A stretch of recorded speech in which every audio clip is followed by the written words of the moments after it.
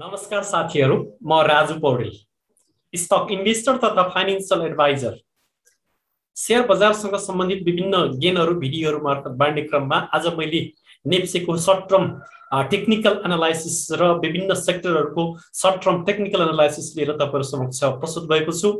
यी हाम्रा जति पनि भिडियोहरू छन्, यी भिडियोहरू खाली शिक्षामूलक उद्देश्यले हामीले बनाएका हौं। हाम्रो भिडियोलाई आधार मानेर तपाईहरुले शेयर खरिद र बिक्री गर्ने काम नगर्नु होला भन्दै अब म तपाईहरुलाई हाम्रो आजको भिडियो सुरु गर्नुभन्दा अगाडि हाम्रो यो युट्युब च्यानललाई अहिलेसम्म पनि सब्स्क्राइब गर्नु भ्याउनु भएको छैन भने यो च्यानलको तल लेखिएको सब्स्क्राइब बटनमा एक क्लिक गर्नु होला र भिडियोमा लाइक र कमेन्ट गर्न नभुल्नु होला। र आज म तपाईहरुलाई नेप्सेको सर्ट टर्म टेक्निकल एनालाइसिस लिएर प्रस्तुत भएको छु। तपाईहरुलाई अबको अवस्था के छ, नेप्से के साच्चै के फर्किएकै हो त, अब के अब लगानी गर्ने उपयुक्त वातावरण हुँदै छ नेप्सेमा, नेपालको शेयर बजारले अबको मोड के लेला भन्ने बारेमा म महत्त्वपूर्ण जानकारीमूलक शिक्षामूलक भिडियो लिएर तपाईहरु समक्ष प्रस्तुत भएको छु। विभिन्न टेक्निकल टुल्सहरु मार्फत नेप्सेको अवस्था के छ र विभिन्न सेक्टरहरुको अवस्था के छ भन्ने बारेमा म तपाईहरुलाई जानकारी गराउन गइराखेको छु। बलिन्जर बैंड र मुभिङ एभरेज मार्फत र क्यान्डल स्टिक मार्फत जानकारी गराउन गइराखेको छु। बलिन्जर बैंडको यो अपर बैंडमा जब क्यान्डलहरु 19 अगस्त 2021 मा छोएर लगातार बजार घटेर एक दिन रिबाउन्स भएको बजार फेरि पुनः घट्दै घट्दै हिजो लास्ट 2613.87 सम्म आएर आज हिजो यस्तो doji candle, green doji candle, त्यो पनि बटम लेभलमा र यो बलिन्जर बैंडको लोअर बैंडमा आएर क्यान्डल बनाएको थियो। तपाईहरुलाई हामीले धेरै पटक भन्दै आइराखेका छौं, जब यी क्यान्डलहरु बलिन्जर बैंडको लोअर बैंडतिर बन्न सुरु गर्छन् मार्केट फेरि एउटा बाउन्स लिन सक्छ भनेर। यहाँ पनि दुईटा क्यान्डल लोअर बैंडतिर बनेर फेरि एकचोटी बाउन्स लिएको थियो। त्यसपछि आज निरन्तर घटेको बजार फेरि हिजो र आज बढेको अवस्था छ। आज चाहिँ क्यान्डल बुलिश इनगल्फिङ क्यान्डल बनेको छ र यो क्यान्डल 5 डेज मुभिङ एभरेज भन्दा माथि भएर बन्द भएको छ। यसबाट बजार अब अप ट्रेन्डमा जान सक्ने सम्भावना यो बुलिश इनगल्फिङ क्यान्डलले देखाउँछ भने त्यसपछि यो 5 डेज मुभिङ एभरेज पनि माथितिर मोडिएको यो अवस्था यहाँबाट देखिन्छ भने अब म तपाईलाई आरएसआई मार्फत र भोल्युम मार्फतको अवस्था के छ भन्ने कुराको पनि जानकारी गराउन चाहन्छु। निरन्तर रूपमा एभरेज भोल्युम भन्दा तलै भोल्युम परिराखेको अवस्था छ। अहिले पनि भोल्युम आक्रामक रूपमा परेको देखिदैन। किन आक्रामक रूपमा परेको देखिदैन त भन्दाखेरि पहिला लकडाउन थियो, सबै क्षेत्रका मान्छेहरू पुरै शेयर बजारमा लगानी गरेका थिए भने अहिले लकडाउन खुलेको छ, बजारहरू खुलेका छन्, शैक्षिक संघ संस्थाहरू, कल कारखाना सबै खुलेका छन्, यातायात खुलेको छ। त्यसकारण त्यतातिरका जुन लगानीकर्ताहरू शेयर बजारमा प्रवेश गरेका थिए ती लगानीकर्ताले दशैंको यो जमर्कोमा आफ्नो बिजनेस ग्रोथ गर्नको लागि, व्यवसाय विस्तार गर्नको लागि, दशैंका विभिन्न खाद्यान्नहरू, लत्ता कपडाहरू किन्नको लागि पैसा व्यापारतिर लगानी गरेको हुनाले पनि अहिले चाहिँ टर्नओभर अलिक कमै भएको जस्तो लाग्छ, एउटा कारण भने। अर्को कारण चाहिँ अझै पनि बजार के हुने हो, कसो हुने हो भनेर लगानीकर्ता हौसिसकेको अवस्था छैन कि भन्ने कुरा देखिन्छ। र आजको भोल्युमलाई हेर्दाखेरि लगानीकर्ता खरिद गर्नेको बाइङ प्रेसर भए पनि सेलिङ प्रेसर नभएको हुनाले त्यति भोल्युम नपरेको हो कि भन्ने कुरा हामीले भन्न सक्छौं भने। तर आज चाहिँ ग्रीन भोल्युम क्यान्डल बनेको छ, लगातार 2 दिन ग्रीन भोल्युम क्यान्डल बनेका छन्, जुन भोल्युम क्यान्डल एभरेज भोल्युम भन्दा तलै परेको छ। यसबाट अझै पनि आक्रामक रूपमा बाइङ प्रेसर आइसकेको छैन अथवा सेलरहरू सेलिङ गरिराखेका छैनन् भन्ने कुरा देखिन्छ भोल्युमबाट हेर्दाखेरि भने। जब भोल्युममा पनि एभरेज भोल्युम भन्दा माथितिर बन्न थाल्छन् भोल्युमका क्यान्डलहरू भने त्यसपछि बजारले फेरि एउटा नयाँ हाई बनाउन सक्ने सम्भावना रहन्छ भने। अब हामी यो आरएसआईबाट हेर्दाखेरि आरएसआईले फेरि आज 40 काटेर माथितिर लागेको छ। धेरै पटक 40 काट्ने, फेरि तल आउने, फेरि माथि जाने। अब लगभग यो डबल प्याटर्न बनाएर, डब्लु प्याटर्न बनाएर आरएसआई माथितिर लाग्न कोसिस गर्दैछ। अब एकचोटि यो आरएसआई माथि गएर फेरि 40 मा सपोर्ट लिएर माथि फर्कियो भने एउटा नयाँ हाई आरएसआईले बनाउन सक्छ डेको आरएसआईबाट हेर्दाखेरि भने। विकको आरएसआईबाट हेर्दाखेरिको अवस्था कहाँ छ भनेर पनि हामीले हेर्न सक्छौं। विकको आरएसआई पनि 60 भन्दा तल आएर अहिले चाहिँ 50 तिर बाट 100 मोडिन खोजेको, अप ट्रेन्डतिर जान खोजेको अवस्था देखिन्छ भने मन्थको आरएसआई को अवस्था के छ भनेर पनि हामीले हेर्नुपर्ने हुन्छ। तपाईहरुलाई हामीले धेरै पटक भनेका छौं, जब आरएसआई ले डे को आरएसआई, मन्थ को आरएसआई, विक को आरएसआई ले जब 80 काट्छ तब हामी सचेत हुनुपर्छ शेयर बेच्नको लागि भनेर।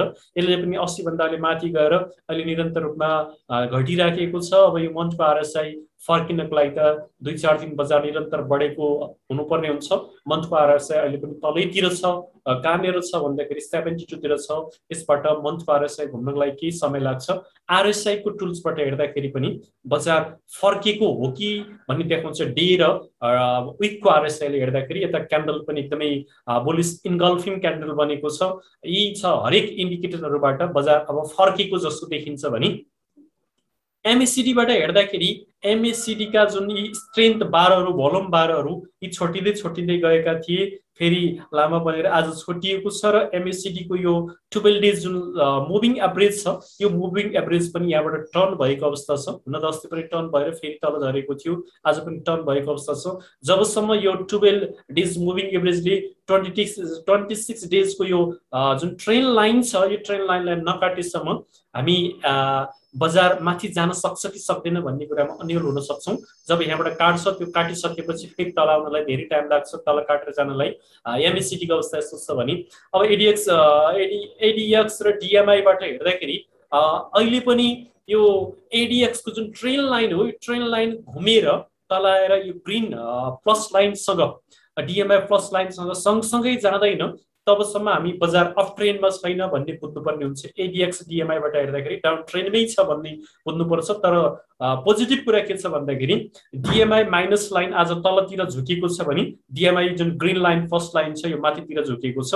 अब यो माथितिर गएर यो फेरि ट्रेन लाइन तल आएर फेरि सँगै ग्रीन लाइनसँग माथितिर लाग्न सुरु गर्यो भने बजार फेरि अफ ट्रेनमा बुलिश ट्रेनमा गएको भन्ने कुरा संकेत गर्न सकिन्छ। अहिले पनि बजार बेरिस नै छ भन्ने कुरा हामीले बुझ्नुपर्छ। यो अल्पकालीन बेरिसबाट बजार गुजिरहेको अवस्था थियो, यो लङ टर्म बेरिस होइन कि यो अल्पकालीन बेरिसबाट बजार गुज्रेको थियो। अब यो अल्पकालीन बेरिसबाट बजारलाई तोड्नको लागि यो ट्रेन लाइन जुन छ यो ट्रेन लाइनले यो ग्रीन डीएमआई प्लस लाइनलाई सँगसँगै अगाडि बढ्छ, यहाँबाट घुमे तल आएर फेरि माथि फर्कियो भने बल्ल ट्रेन्ड सुरु भएको संकेत हामीले यहाँबाट गर्न सक्छौं।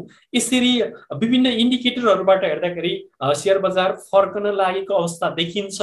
हिजो चाहिँ यो डोजी क्यान्डल डिसिजन क्यान्डल बनेको थियो, आज चाहिँ यसले डिसिजन दियो, बुलिश क्यान्डल बन्यो। अब भोलिको बजार हेरेर हामीले अर्को निर्णय गर्न सक्छौं। जस्तै यहाँ डोजी क्यान्डल बनेको थिएन, यहाँ यस्तो क्यान्डल बनेर भोलिपल्ट रिबाउन्स भएको थियो, अहिले त्यस्तो अवस्था छैन।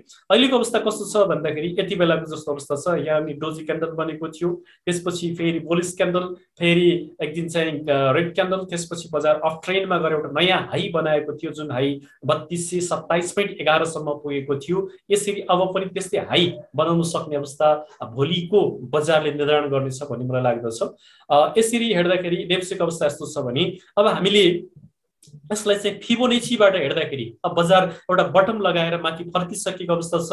यो बटम लगाएर माथि फर्किसकेपछि अब बजार माथि निरन्तर रूपमा गयो भने कहाँ कहाँ गएर ठोकिन सक्छ, कहाँ यसको रेसिस्टेन्ट छ, अवरोध छ भन्ने कुरा तपाईहरुलाई हामी बताउन गइराखेका छौं। यो क्यान्डल जो हिजो डोजी क्यान्डल बनेको थियो, यो लङ लेन्थ डोजी क्यान्डल बनेको थियो र आज जुन बुलिश इन्गल्फिङ क्यान्डल बनेको छ यो क्यान्डलले आज सजिलैसँग 0.236 जो 2758.59 को एउटा अवरोध सजिलैसँग तोडेर अब अर्को एकदमै ठूलो गोल्डन रेशियो फिबोनाचीको गोल्डन रेशियो 0.382 लाई भोलि तोड्न सफल भयो भने त्यसपछि फेरि एउटा नयाँ यात्राले सुरु गर्ने छ र अर्को यसको अवरोध भनेको 0.52920 मा छ। यसलाई तोड्न त्यति गाह्रो छैन, यसलाई तोड्यो भने फेरि अर्को एउटा स्ट्रङ अवरोध भनेको 0.618 जो 2992 मा छ। यो तोड्यो भने अर्को यसको अवरोध भनेको 0.786 जो 3095 मा छ।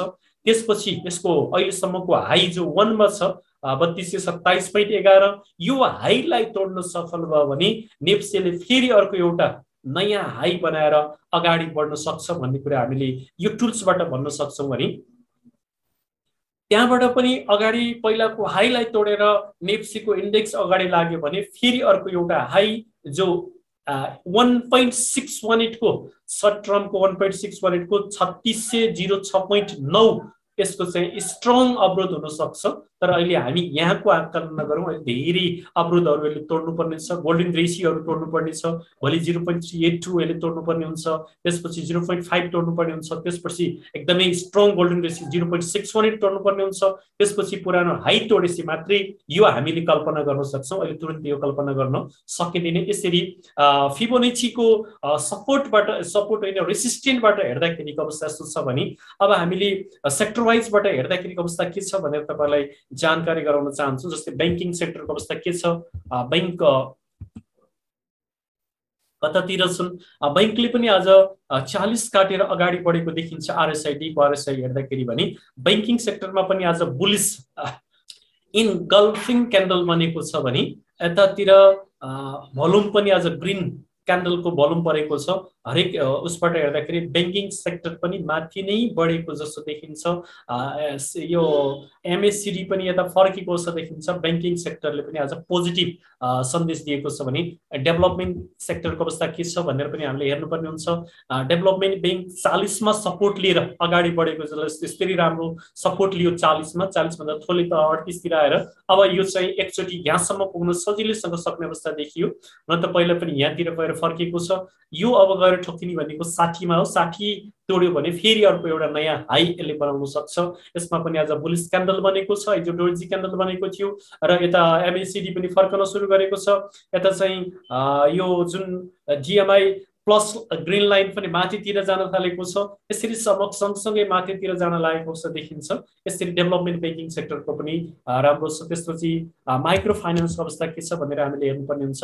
माइक्रो फाइनेन्सको अवस्था पनि आज यसले पनि 40 काटेर अगाडि बढेको अवस्था देखिन्छ। अब यसै गरी फेरि यसले 40 मा सपोर्ट लिएर माथि गयो भने एउटा नयाँ हाई माइक्रो फाइनेन्सले बनाउन सक्छ। यसको पनि बुलिस क्यान्डल बनेको छ। यता एमएससिडी पनि आज टर्न लिएको छ। यसरी हेर्दाखेरि माइक्रो फाइनेन्समा पनि आज पोजिटिभ छ भने अब फाइनेन्सको अवस्था के छ भनेर हामीले हेर्दाखेरि फाइनेन्सले पनि एउटा बटम लगाएर 40 काटेर अगाडि बढेको देखिन्छ। दिएको आरएसआई हेर्दा यता बुलिस क्यान्डलले परेको छ।